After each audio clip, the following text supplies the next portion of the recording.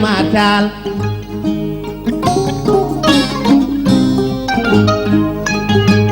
o tabtiri o wiyama tabtir mar o maninama inde Cheikh Oumar Al Foutiyou koɗo subaka ñumro nangue hoore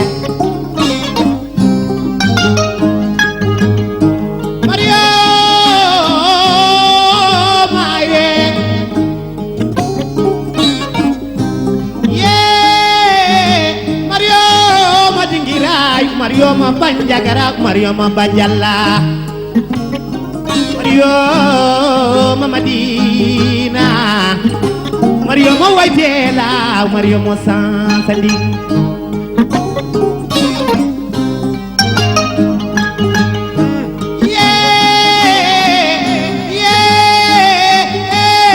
Nyande wade Madina Bere bolol firtama Andi walde Madina bere kolonyal gonnama wallahi jara Mamoudou Amar Kurawan ade wada Alpha Oumar Ceerno Bayla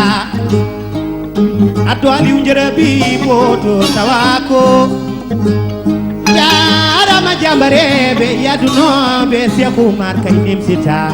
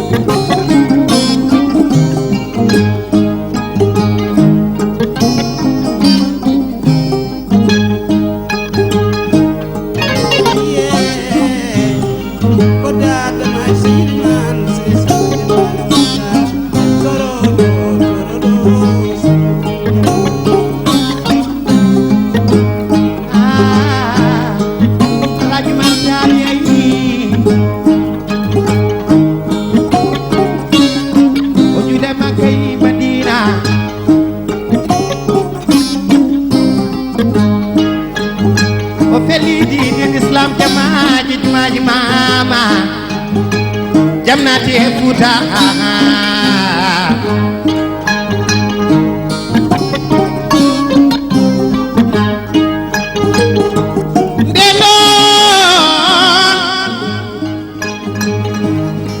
bibe toknaɓe Fouta gare ñambene mawɓe men darinoɓe diggiɓe maɗe koye fanima gole jambareɓe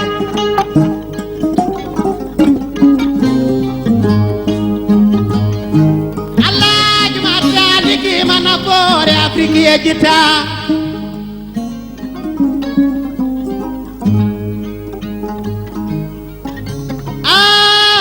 lam toro tidiki sa ligi mana fore Afrique yejita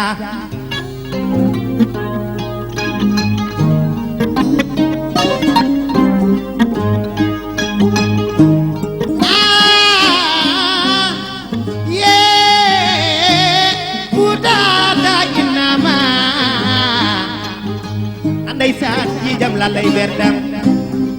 doydi geggami mi joji musdi kodo mi hamto mi sabito mi miijo hakkima mami taga hakkima sangay sangare dekkoli mbeli be bani jammaji tingre bombe sagataɓe lewle wadde minare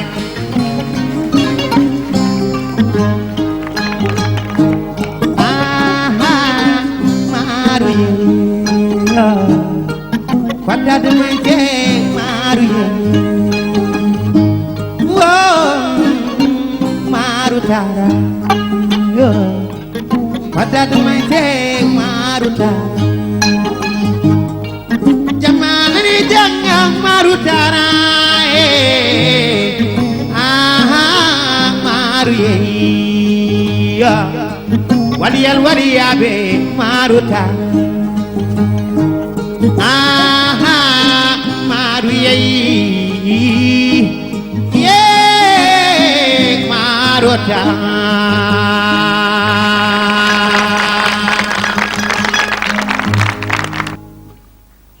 ma xam ne moo doon sëriñu Alfahima Yoro muy nijaayu Cheikh Sidi Alhaji Malick ja foofu la waye borom jiyaar ja foofu la waye ko xam ne ca dëgg-dëgg mun ne tey Afrique ca dëgg-dëgg ñëpp ngi wax ashhadu an la ilaha illallah def na ci lu bëree bëri kooku mooy Cheikh Omarul Fuutiyu mu ànd ak Samba Jabare Samb mu daan maamam ak baayam daan wéyal buuna ak Alburi Samba Jabare Samb yaroo ci keppaaru Madame Yaay Sidi mu jox ko doomu Alaaji Malick ja Alaaji Mansour mu yar ko ñoom ñëpp tey nag ñu ànd xalam buum gi xam ni Alaaji Malick daf daan wax ni tariixa bu xam ne Umarul Fuuti yu doonu ca dara lu dul taalibe Alaaji Malick nga ca tariixa booba Baaba Maal tey siggal nga askan wu réew wi muy Sénégal ak Afrique ndax Samba Jabare nee na léegi ca dëgg-dëgg sa dundu pertul waaye ñi xam ne duñ leen daan waxtaani démb ak barki démb ak fi diine aw ak fi lislaam aw Baaba Maal mosoo fàtte loolu di indi Cheikh Omarul Fuutiyu ndax lislaam kenn mënu ko wax ci indi woon Cheikh Omarul Fuutiyu kooku mooy Baaba Maal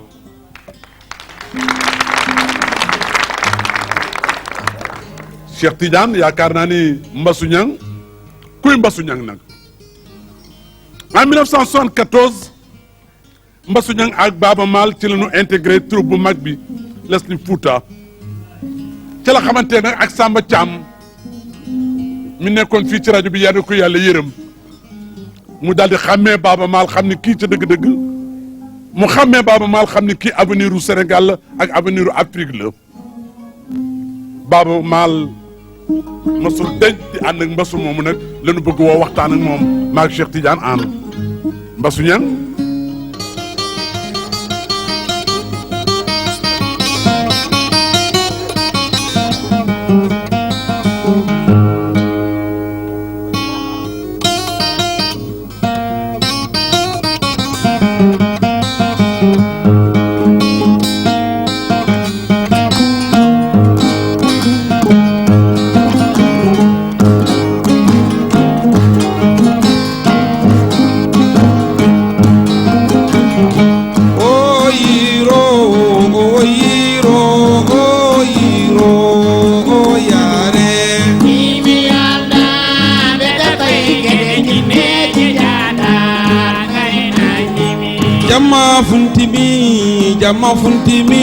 jama funtimi ummi mi akimi anda beda paige jine jada karena jimi o yiro o yare akimi anda beda paige jine jada karena jimi jama funtimi ummi mi akimi anda beda paige jine jada karena jimi o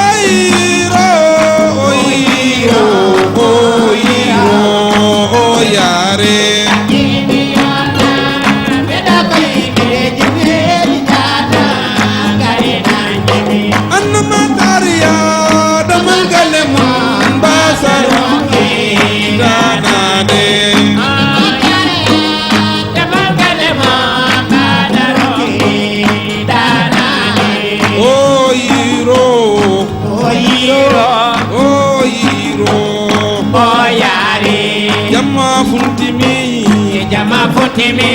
jamma funtimi takimi yondam beda paige ne jata karena jimi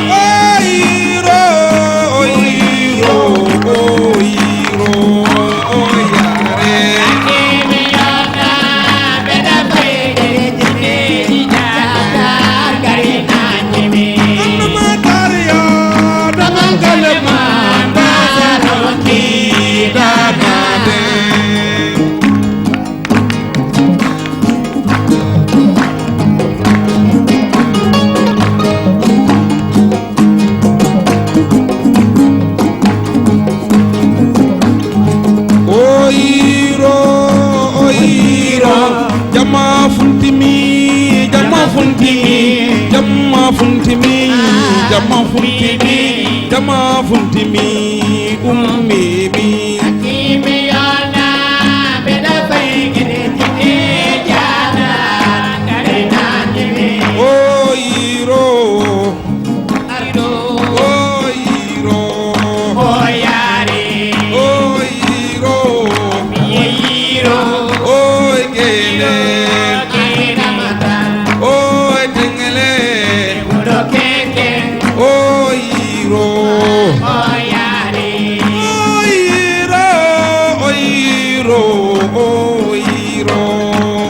yare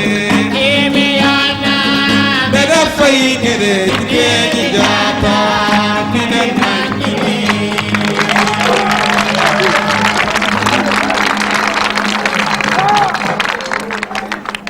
kooku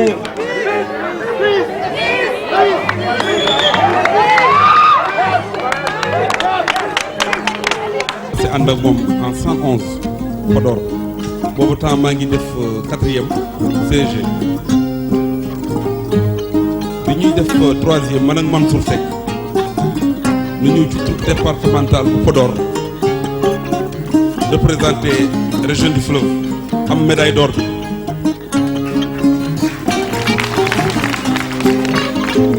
ma delluwaat Podor mu am rencontre entre troupe départementale bu Podor ak lycée Charles de Gaulle ci laa xamee Baaba Mal bu baax booba temps man maa doon chanteur bi lu baaba di def moom en 113 Baaba Mal ma doon déglu ci rajo bi moom ak Mansour Seck mais bu nu ñëwee ba année 75 ci la Baaba Mal dugg ci biir musique bi man tamit ma xamee ko bu baax jox ko doole nekk vocaliste man maak Mansour Seck mi toog tey ba vers les années 117 Baaba Mal créé Yelitaare Foot ba 1982 ci la dem France mooy li ngeen wax léegi rek loolu na demee.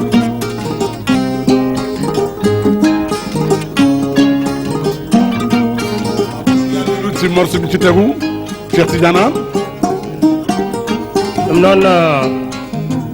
caggal nde kettiɗen joni mbasuma gum sohna to ñandan dinguel gadadi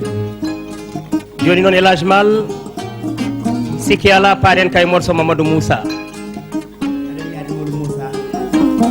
jillu yiro jillu ɗum noon mataw joni en duttoto e jillu tawde ɓiɓɓe Fouta ɓe ko ɗanniɓe en jilloto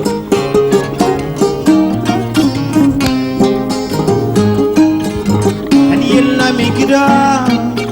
yillami ne mbawɗo Aziz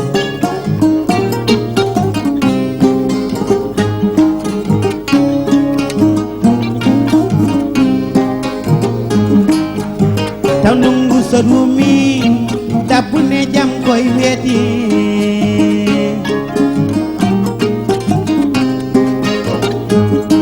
Dakaru koy na weli kono njilam leeli ar Mamadou Guido gira nawram Fouta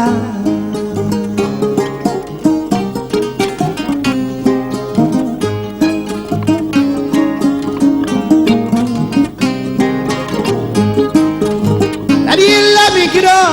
ya yillami ne mbawɗo taw ndungu so rumi dabbune jam yete taw maayo tenni weli lumbade taw sisi ɓe jeeyi dogani belal jeere kankan ɓe jeeyi dogani belal temme kaw dembatire fayi dow jeere waranam lella tonganam cama ba jeeri banda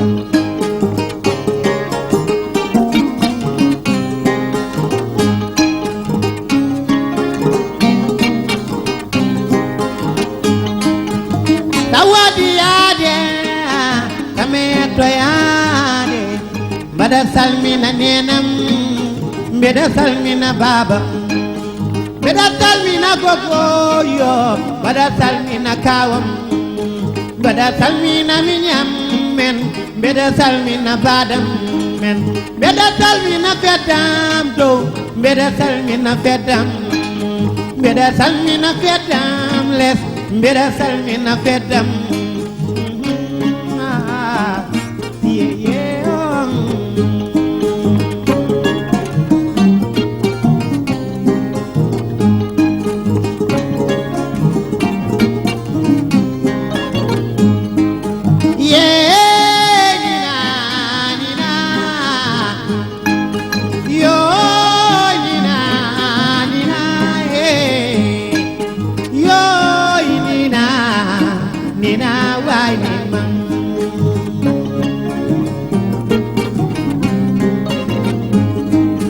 jamma jengi nina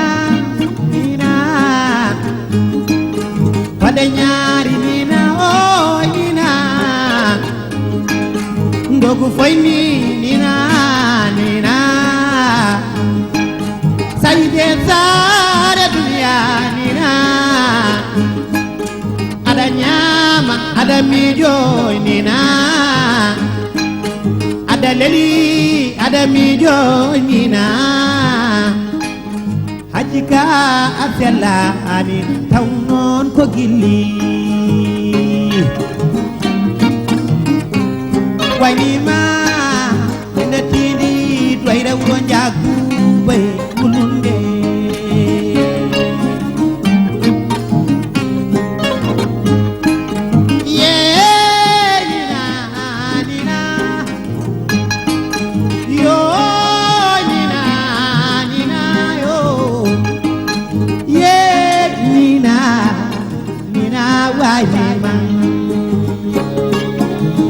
Demma nina oy nina wayni fedde dande leño nina wayni buguna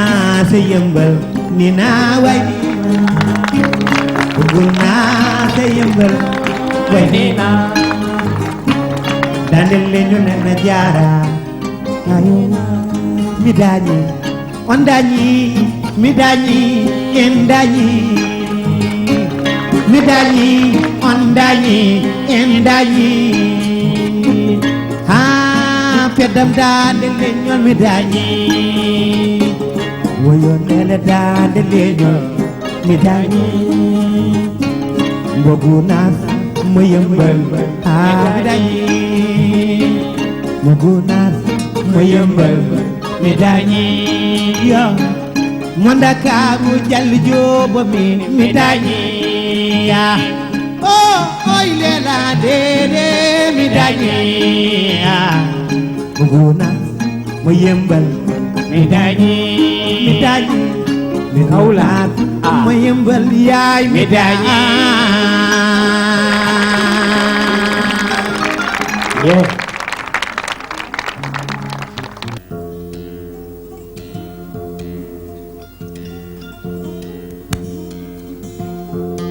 ɗum noon El Hadj Mal gonɗon kay heblade faade morceau El Hadj Mouhamadou Moussa Alhaji Mouhamadou Moussa Saydou Siré Ndiaye Hammad Sawa Kunna ɓoyɗo gaɗeji Jamli jeeya ko dara halayɓe Fouta fof ne andi walla Pulaar fof ne andi walla kadi Sénégal e Afrique fof ne gandi holi kanko o gollimo e gurdam makko ko ina naftore ha joni nde tawno ko juutata ko eno yimɓeɓe ceedori wona tan hewde balɗe ala ko golle ɗe ko ɗum ɗon simtate Alhaji Mouhamadou Moussa Saydou Siré Ndiaye Hammad Sawa Kunna ɓoyɗo gaɗeji Jamli so tawi yimama ambo hande jimol ɗum noon Elage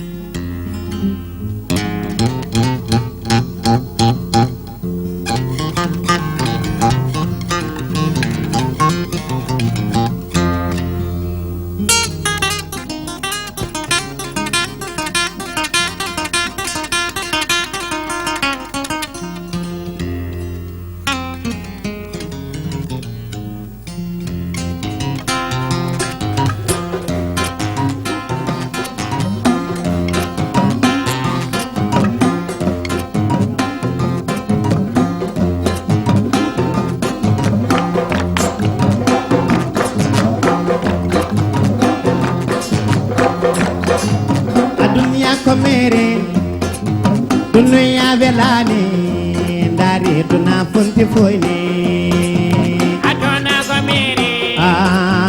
dunuya velani ndari duna funti foyni iye adunya ko mere dunuya velani mi wondi duna jalni wayni adona ko mere ye dunuya velani ndari duna funti foyni damanjay nana wanni damanjay nana ya wanni gante nana adona ko mere dunuya velani ndari duna funti foyni damanjay nana ya wanni dine gawlo nana damanjay nana ya wanni dine gawlo nana nan damanjay nana ye damanjay nana ya wanni farba bewdo nana adona ko mere dunuya velani ndari duna funti foyni damanjay nana ya wanni demba janana demba ja damanjay nana wallahi ya wanni gidam golle nana nan damanjay nana ye damanjay nana Alhaji Dabbo Njaay nana adona ko mere dunuya velani ndari duna funti foyni bana Allah bana Allah bana Allah lo mami jaare no lado e somana ala somana ala somana ala lama be jare no lado ye jaare no lado jaare no lado ye jaare na mawbe men dari no be darde nan be bellu be dine yaluma erguta doro hayato ala jalama mi mamma layla Alhaji Mamadou Moussa e somana ala somana ala ko somana ala lama be jare no lado Alhaji Mamadou Moussa alaje mama kagandala gando bindi e mamma modara alaje dara mama sunima mamma Sénégal sunima hayata Bokke mama sunima mamma Mauritanie sunima alaje mama anda yurmo yako Mamadou Moussa alaje yo jude moƴƴe jaboma Mamadou Moussa hayata mama Mamadou Moussa alaje mama Mamadou Moussa alaje mama damo mama yeah mama yeah mama yeah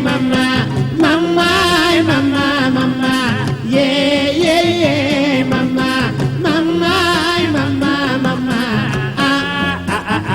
Mamadou Moussa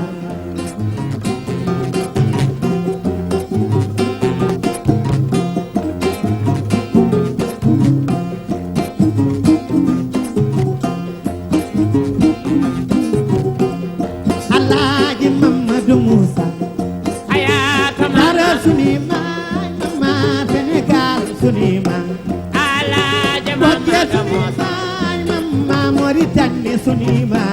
hayata mama ala yirmo ya bo mama modara alaje mama damo Mamadou Moussa alaje mama damo mama yeah mama yeah mama yeah mama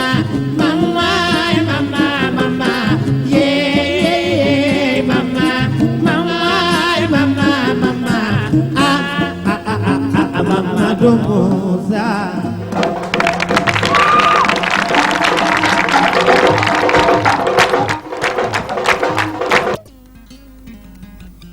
yaakaar naa tey ci soirée Baaba Maal bi. waaw kontaan naa trop si soirée bi.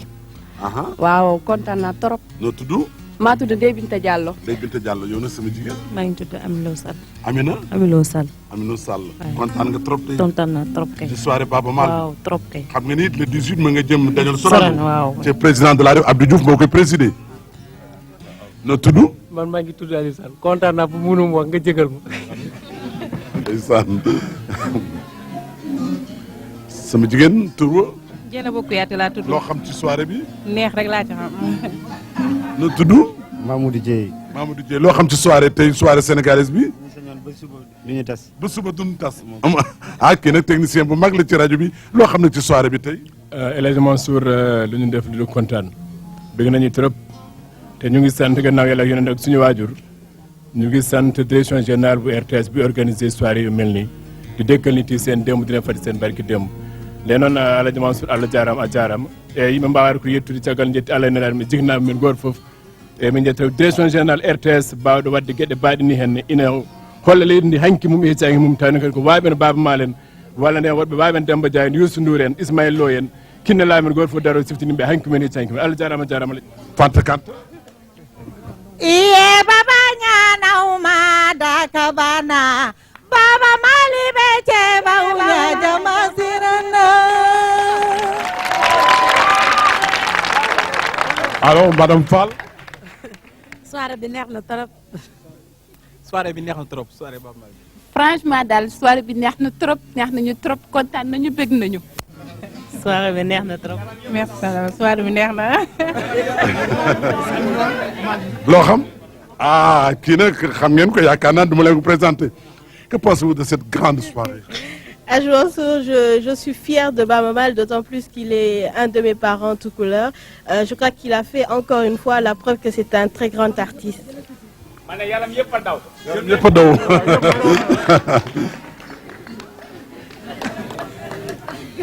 yaakaar naa ni kontaan nga tey ci soirée bi. kontaan naa ci trop Hadj Mansour parce que Baaba Maal lu mu def lu mu wane li mooy intégration indi na fi wax na fi wolof wax na fi tukulóor day woy bambara di woy lépp Baaba Maal lépp lu mu def ci Sénégal mu ngi koy liggéeyal pour unité Sénégal pour que la paix soit retrouvée gis ngeen lépp lu ñuy def fii folklore lay boole ci modernisme boole ci lépp mu ngi bëgg ñëpp nekk benn liggéey dëkk bi moo tax ñëpp nañ war a nekk Sorano pour liggéeyal Baaba Maal ak liggéeyal Sénégal.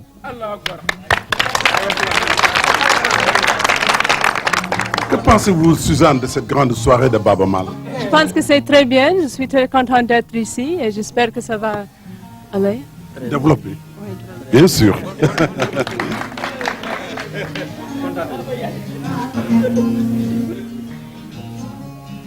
dégg ngeen Baaba Maal noo ko bàyyi Baaba Maal moom du tàqale Baaba Maal foo ko fekk mu ngi fexe ca dëgg-dëgg moom jukko puso la yore Baaba Maal amewul jukko paaka amewul jukko lancet paaka ak lancet saa yu nu jógee rek noo ngi tàqale Baaba Maal moom saa yu jógee rek mu ngi tàqale kooku mooy le grand sénégalais Baaba Maal.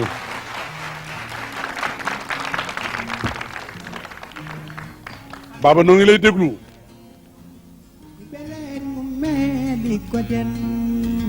jonde mere nawata nato ten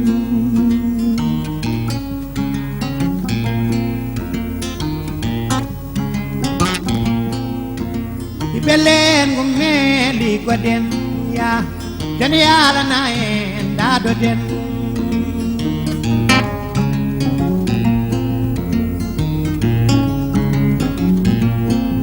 nde leydi mo jattama biɓe leydi fo ngumo ngengo moli ganade leydi mumen ibelen mumelu goden jonne alana en dado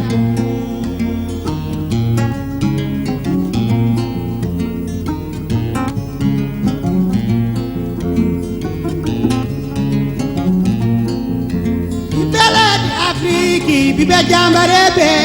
biɓe jambare medawul diade gongo ibelen gummeli goden jonde alna en dado den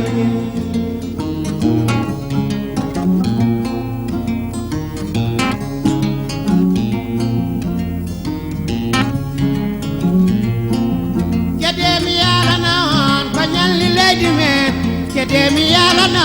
on ko ali ton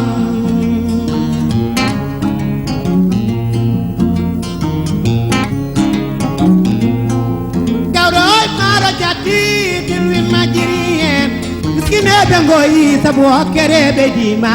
ɓiɓɓe leydi ngummeli goden ko jonde alana en daɗoɗen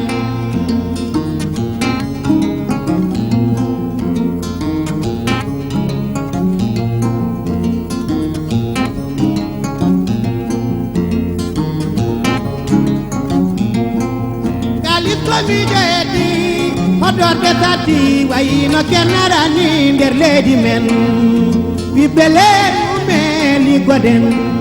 ko jonde mere nawata dadoɗen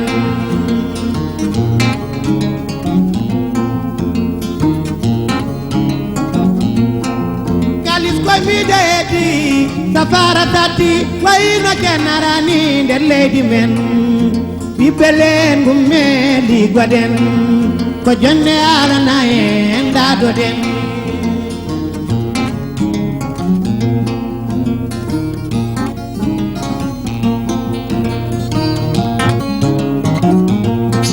den ɓiɓɓe leydi mumeli goden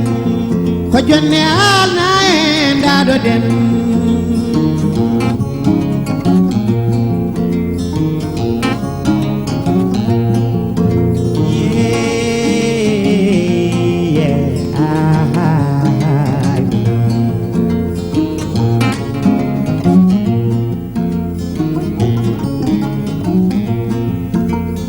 dunia ko jamanuje saaje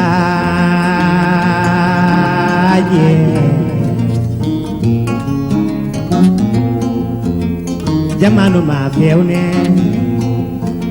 sani ma rene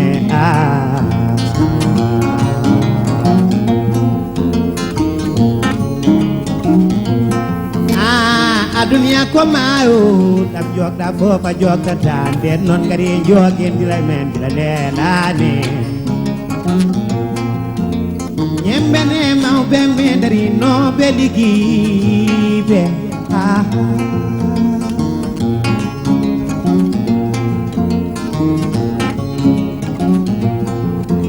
beledi afrique bibe jambare me dawul dalde gongo ɓiɓɓe leydi ngummeli goden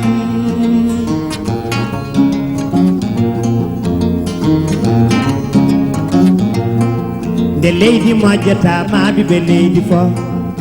ɓiɓɓe leydi ngummoli ganade leydi mum ɓiɓɓe leydi ngummeli goden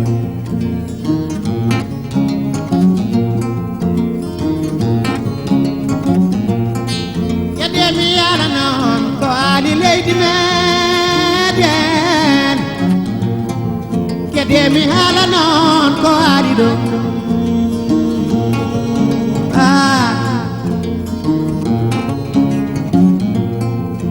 garoy maro jatiyo dilwin ma jirien biskine bongoyi sabo kere gaydi may nder leydi men yo aduna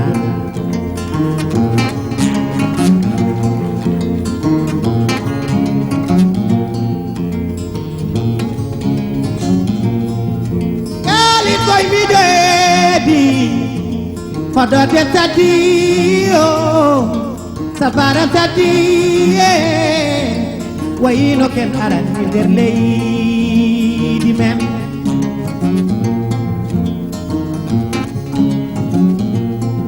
en ɓiɓɓe leydi ngummeli goɗen ko jonde mere nawata dadoɗen ɓiɓɓe leydi afrique ɓiɓɓe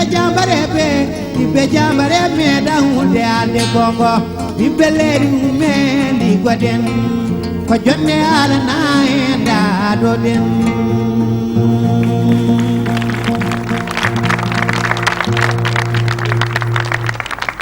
ɗum noon golle ma peewi élage mal tawde woni ko ɓiɓɓe leydi wonno ko adi noon ko eɗen jokka golle ɗe mataw men namno haysogo question goto tan faade Baba Maal ko gonga ni won bandiraɓe hewɓe oɗo saaha ƴeewoɓe ayawo habrirde dowlo Sénégal tawa kalata ɗemgal Pulaar tawa kalata ɗemgal Jolfe hayso woni namdoɗen élage mal haysogo question goto tan tawi woni en français donc je voudrais bien poser une seule question à Baba Maal en français pour la majorité de nos auditeurs qui ne parlent pas les langues nationales Pulaar et Wolof. Monsieur Mal, qu'est-ce qui trouble aujourd'hui le sommet de l'artiste Baba Mal? De l'artiste Baba Mal? Oui, de l'artiste Baba Mal. Ah, déjà, ça c'est une question difficile. En tout cas, en tant qu'artiste, j'essaie de ne pas avoir un sommeil troublé, parce qu'on ne peut pas faire de l'art tant qu'on n'a pas l'esprit tranquille. Quand on a des arrière-pensées, quand on a peur, quand on sent qu'on n'est pas libre, on ne peut pas faire de la musique, on ne peut pas s'épanouir, on ne peut pas dire les vérités comme on les sent. Mais ce qui me préoccupe actuellement, c'est que, comme je le dis très souvent, je voyage beaucoup ces derniers temps. Je rencontre beaucoup de gens qui travaillent dans le monde de la musique. Je vois beaucoup de musiciens de par le monde et je sens qu'il y a un intérêt particulier à la musique sénégalaise, à la musique africaine. Et j'aimerais bien que tous les artistes comme moi, comme mes compatriotes et même les plus jeunes, que nous puissions comprendre que nous avons un rôle important à jouer dans la musique universelle d'aujourd'hui. Et ce n'est pas pour rien que des multinationales viennent signer avec des maisons, avec des artistes comme Youssou, comme Ismaël Lô ou bien d'autres musiciens de l'Afrique de l'Ouest. Et je dirais que ce qui me préoccupe, c'est que les gens, qu'ils puissent comprendre le message de la musique africaine, que ça soit en Afrique, que ça soit en Europe, que ça soit aux États-Unis. Que nous puissions comprendre que cette musique, peut-être qu'elle a la chance aujourd'hui d'être commercialisée, de suivre un circuit du showbiz international, mais dans son essence et dans le passé, et je pense que aussi c'est valable pour le futur, cette musique restera toujours une musique de notre société, une référence de notre société. Parce que c'est une musique qui naît dans notre société, qui retrace la vie des gens de notre société. Et donc c'est une musique qui accompagne, qui nous éduque, qui nous fait apprendre des choses, qui nous fait comprendre la vie et qui nous accompagne dans toute la vie. Parce que moi, quand je vais en studio pour enregistrer, et je pense que c'est valable pour tous les autres musiciens sénégalais, nous ne pensons pas le nombre de cassettes que nous allons vendre ou bien le nombre de disques que nous allons vendre. Mais ce qui est important pour nous, c'est comment les gens de notre société, de la société sénégalaise ou bien des Africains, comment ces personnes vont percevoir le message tant musical que le message aussi à partir des mots. Qu'est-ce que cela représente pour eux? C'est ça qui est vraiment important. Et je suis convaincu aussi, que c'est ce message que la musique africaine peut apporter de concret aujourd'hui dans le monde entier. Parce que quand on voyage, on sent et on voit les gens qui sont fatigués, qui ont besoin de références, qui ont besoin d'équilibre. C'est vrai que l'Afrique a traversé beaucoup de problèmes, a vu beaucoup de choses qui font très mal, mais malgré tout l'Afrique reste souriante. Et c'est grâce à notre culture, à nos proverbes, à notre civilisation, à notre musique qui nous apprend à regarder la vie du bon côté. Voilà, et là, je ne serait-ce que de façon superficielle, un mot sur vos projets d'avenir. Les projets, comme c'est des projets, je pense que ça reste à l'état de projet, c'est pas encore concrétisé, mais je peux vous annoncer que l'orchestre Dan Lignol vient de faire une tournée de par le monde et se prépare à faire une autre tournée beaucoup plus grande. Et je pense que quelque part dans cette tournée, nous rencontrerons notre ami Ismaël Lô, parce qu'on a une tournée ensemble à faire aux États-Unis et au Canada qui s'appelle Africa Fête, qui est un genre de reggae sans flash qui réunira beaucoup de musiciens. Et il y a beaucoup d'autres choses, notamment des productions qui doivent sortir. Par exemple, la production que j'avais dédiée, que j'ai donnée aux musiciens de Dan Lignol, comme leur cadeau d'anniversaire. Ils vont le sortir, je pense que d'ici quelques jours, dans le marché sénégalais. Et toutes les recettes iront aux musiciens de Dan Lignol, pas à Baba Mal au stade. léegi nu dégluwaat Baba Mal mais nu wax leen tuuti nekk ci ay jukkoom ku simple la ku yaru la ku xam ne alal génnewul fitam ci li muy def ku xam ne amul dara lu xam ne dana ko lekk bàyyi ak ñi mu àndal te dana fàttaliku démb ak bërki dem ay mbokk démbam yi kooku mooy Baba Mal ñu déglu la ci sa morceau bi. Merci de me introduire. sama ñaari rakk ñu ngi fii ñu gën leen a xam ci Ndongo Mbaye ak Zik damay profiter ci anniversaire bi pour remercier les musiciens du Dande Lignol ndax lu mel ni musique boo koy def te ñi ngi koy defandool amuñ ci yow laa biir yaakaar naa ni doo ci mën a sori ndax ñun de woykat yi ci kanamu scène bi la ñu mën a taxaw waaye ci ginnaaw tamakat yi ak borom guitare yi ak borom batterie ñoom ñoo ko yore te wax dëgg bi ma commencé musicien Dande Lignol ba léegi remarqué naa ne ay nit lañu nit au vrai sens du mot ndax c'est pas évident ci biir showbiz ndax foofu xaalis rek mooy dox wante ñoom seetuñu loolu dañu seet ci njëlbeen ba bëgg nañ li may def ma waxtaan ceeg ñoom ñu xam fi ma bëgg a dem ñu d'accord si te boobu tey ñu ngi may jàppale kon nag c'est pour moi une occasion ma remercier leen devant tout le peuple sénégalais. Zik Ndongo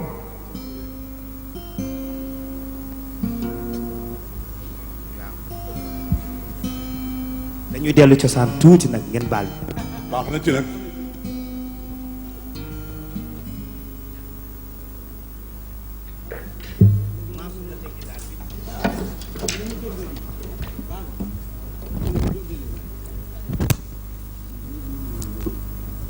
Demba Dia tey kontaan nañu trop ci sa yegsi fii tey nu bëgg nga wax lu tuuti rek ci sa xalaat. asalaamaaleykum maa ngi nuyu mbokk yi vraiment je suis content parce que Baba Maal c'est suma mag la mag ju baax et puis li muy def vraiment c'est vraiment nice quoi merci Baba Maal.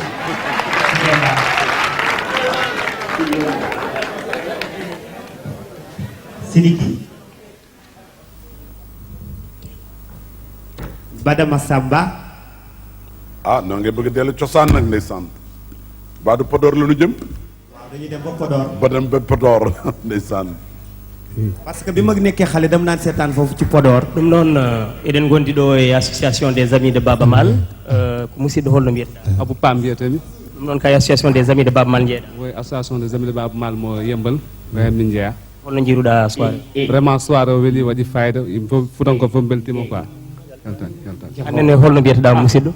min Malick Ly mbiyetemi ɗum noon an woni président association ko min woni président o emin belti e jammako hen no fewi min belti hen no fewi par ce que ɗum ko wurtinde pular o par ce que ni ko ne heewi fayida noon tan min mbawi wiide par ce que pular wawata mayde par ce que ni kadi ne ɓamta pular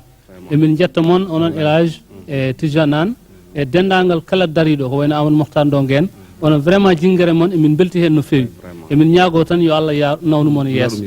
yo Allah bamtu moon onon fof noon golle moon fewi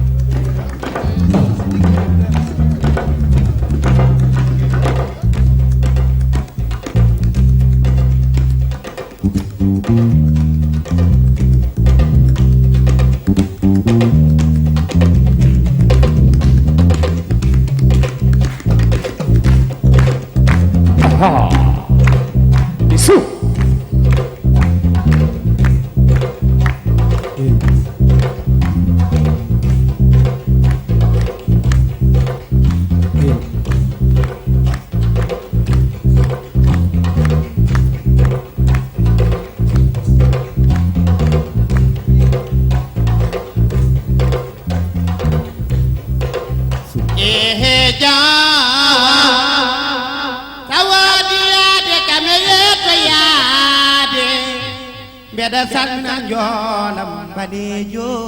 jomba korombal jaho Saodiade kame toyade Beda salmina njoolam badejo mo jomba korombal Nonna debba na maajayi na jollay laanayi na motaylu gay na yabay leydi na werlo kaaje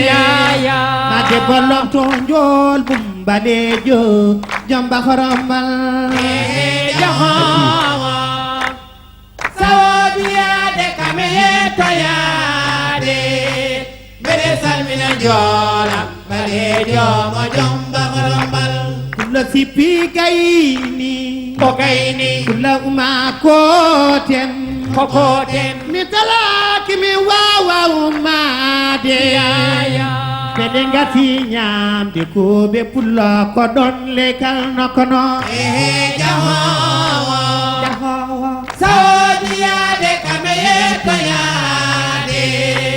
bere samina jolam balejo mo jomba rombal Allah wadanyo watan mete lo polan mariama mi di way gande juroy ganyeje ya takudi firani mbadu to ailaki mi fatata mi noyam boti dambotu keci wa bani jando jaho jaho sadia de kameye toyade besa mina jola balejo mo jomba rombal rodi sele sele wayli jane jane e wondo bange jeeri hede dowle ki ena dimbina koyde jaho jaho sawadiade kameye toyade bede samina jola balejo mo jomba rombal e bada habay bondo bondo bondo bi bondo bondo bina ge bonge ko bonge o bingari bondi ko bondi badaga madira o manye lady o ma pero kaje o ma ela lede aya rata jam jaka o ta jaka wote o ta yelam jungo rabo jam jode ana wana jolam balejo jamba khorombal jahawa jahawa sadia de kameye toyade mere samina jolam balejo mo jomba rombal guballa me en hirdi jordi wale boderi ubilidi ubori ni wogu bajo jolna may bajal tufne jengtina may cene dendi sawla sawla faydane mayo bayto bayto fay maral mayo bembi wana ani ay taraba ko pulla fota ngalanka woni de bosare iti jedi itani mi jeddi ko naram balejo Mamadou Silla jahawa sawadiade kameye toyade bere salmina jola balejo mo jomba rombal Mamadou Silla kame samba gumo Mamadou Silla kame samba gumo tugila na payike doki jalandoki dandoka naka lana modon brisalanka brijankalanka brisalanka brijankalanka brisalanka brijankalanka bridulendu briyendu yawde arnawam lodo batel je lampasara wakam jahawa sawodiade kameye toyade bede salmina jola balejo mo jomba rombal eliyo ilele jawaylen gara sarpe eliyo lele jawaylen gara sarpe alla de ko wade la pipu da toro sarpe eliyo lele jawaylen gara sarpe yo kutanko be churien teknien sarpe eliyo lele jawaylen gara sarpe ole yo gidam bolle nani bibi de karfanay na benani ko ole yo karchangay na benani bibi de ejanyum na benani ko ole yo kordiman na benani bibi de chile na benani ko ole yo gidam bolle nani bibi de korjayen na benani ko ole yo gidam na benani bibi de korjawle na benani ko ole yo gidam bolle nani ko oɗen yo ko añam naɓe gari min mbiide korguede naɓe gari ko oɗen yo deraɓe naɓe gari min mbiide gammaji sar darim ko oɗen yo korjuma naɓe gari jillude e yillade yillade jillunoɓe ko nder ma yillade gabbinoɓe ko ɗam gordu yillade kumbadi ngel suddama yillade kombane yorotandu yillade kicca paalile waade yillade ganga waɗi jam faado yillade kumbadi ngel yidiyo yillade samba korogel salinoma nabirayo nabiray noon e nabirayo jamde nabiray nabirayo nabirayo nabirayo jamde nabiray nabirayo nabiray noon nabirayo jamde e nabiray nabirayo nabirayo nabirayo jamde nabiray a kër muryo kër muryo kër muryo la ne jattaɓe jam nabirayo nabirayo nabirayo kotonaɓe nabiray bana sarwi bana sarwi bana sarwi kaw jobel uddu suudu